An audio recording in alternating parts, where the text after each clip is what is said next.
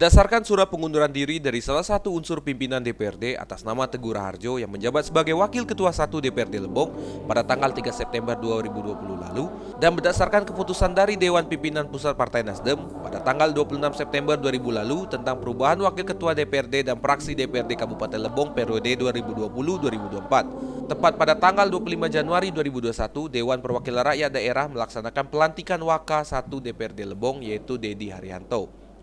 Kegiatan dilaksanakan di Gedung Sekretariat DPRD Lebong dengan dihadiri oleh Bupati Lebong, Ketua DPRD, anggota DPRD, Kajari, Kapolres, Sekda, para OPD, dan tamu undangan lainnya. Sebelum memangku jabatan, Dedi Haryanto mengucapkan sumpah, janji pelantikan sebagai Wakil Ketua 1 DPRD masa jabatan 2021-2024, yang dipandu oleh Ketua Pengadilan Negeri dan didampingi oleh rohaniawan dalam sidang paripurna. Intinya mungkin ucapan terima kasih dulu ya untuk partai yang sudah mengusung saya, Partai Nasdem, untuk ketua umum kami, segenap jajarannya, seluruh kader-kader Nasdem. Terima kasih yang sebesar-besarnya yang sudah mempercayakan untuk menggantikan posisi Pak Teguh sebagai Waka 1 dan memberikan mandatnya kepada saya. Yang kedua mungkin untuk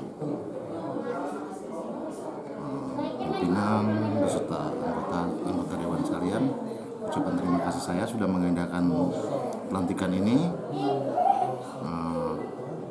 Terlepas dari kesibukan yang ada, mereka menyempatkan hadir untuk mengkorongkan acara ini. Ucapan terima kasih saya sebesar-besarnya. Masyarakat, Pak. Terima kasih jelas, sudah pasti. Terima kasih sudah pasti udah masyarakat yang sudah mendukung saya, teman-teman, sahabat yang sudah mensupport saya, yang intinya tanpa mereka saya bukan apa-apa. Itu aja.